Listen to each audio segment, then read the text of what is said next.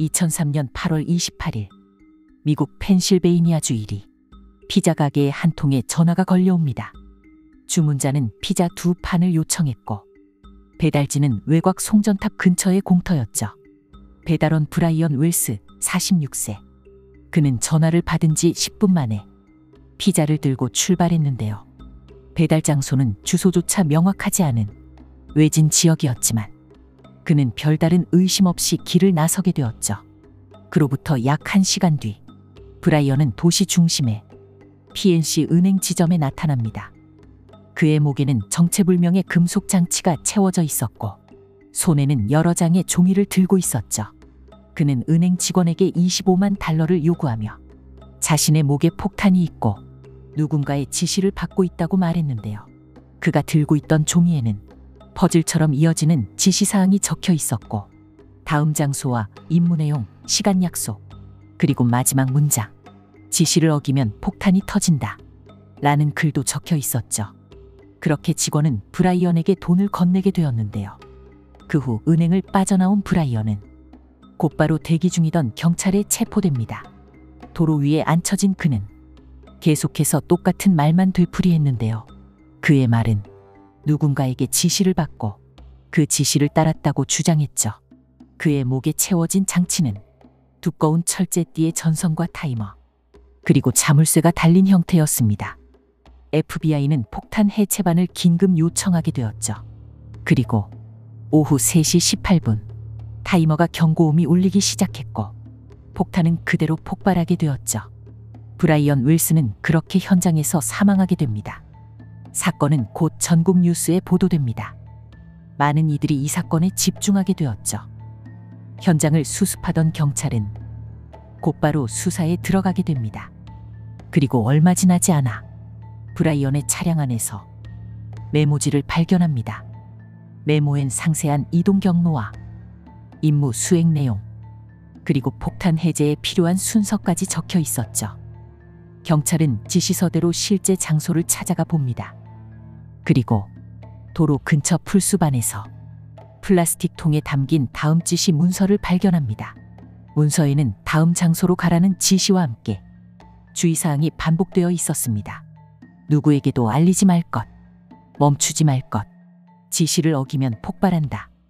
지시서의 전체 흐름은 이렇게 구성되어 있었습니다. 총 7개 장소를 차례로 돌며 단서를 수집하고 마지막에 폭탄을 해제할 수 있는 코드를 얻는 구조였었죠. 브라이언은 실제로 첫 번째 지시까지는 완료한 것으로 보였습니다. 하지만 두 번째 장소로 향하던 중 경찰에 붙잡히며 미션은 중단됩니다. 지시서는 매우 치밀하게 구성되어 있었고 어느 누구라도 시키는 대로 하지 않으면 살아남을 수 없게 짜여 있었습니다. 경찰은 말합니다. 이건 마치 영화에서만 볼 법한 정교하게 설계한 게임이다. 그러나 FBI는 지시서 내용을 분석한 끝에 중요한 의문을 제기하게 됩니다. 이 미션을 끝까지 풀어도 정말 폭탄을 해제할 수 있었을까 하는 의문을 제기하죠. 폭탄 장치는 두 겹의 자물쇠, 전자회로, 타이머로 구성된 복잡한 구조였는데요. 그런데 지시서에는 이 장치를 해제하기 위한 구체적인 방법이 어디에도 적혀 있지 않았습니다.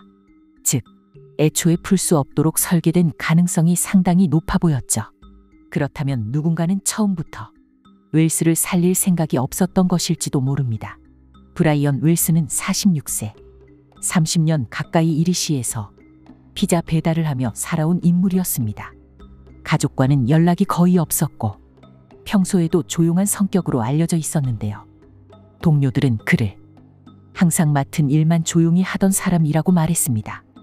범죄 경력도 문제를 일으킨 적도 없던 평범한 중년의 노동자였습니다.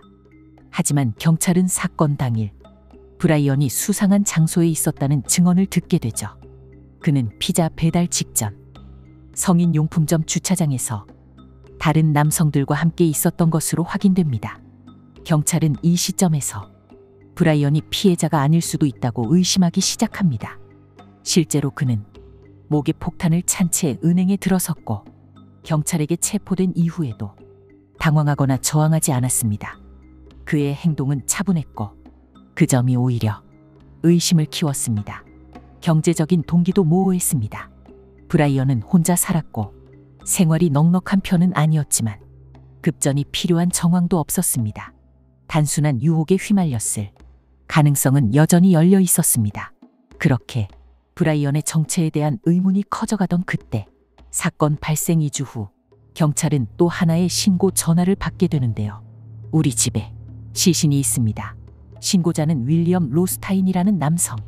이리 지역의 전직 교사이자 기계 제작에 능한 발명가로 알려진 인물이었습니다. 경찰이 도착했을 때 그는 당황한 듯 보이면서도 상황을 침착하게 설명했죠. 그가 가리킨 곳은 집 뒤편 차고 옆 냉장고였습니다. 문을 열자 안에는 비닐에 쌓인 한 남성의 시신이 들어 있었죠. 경찰은 현장에서 바로 신원 확인에 들어갑니다. 시신의 주인은 제임스 로든, 이리시에 거주하던 40대 남성으로 과거 폭력 전과가 있던 인물이었습니다.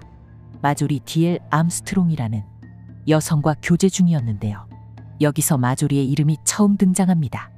그녀는 지역 정신병원 입원 이력과 폭력적 성향으로 알려진 인물이었고 과거 남자친구를 총으로 살해했던 전과도 있었습니다.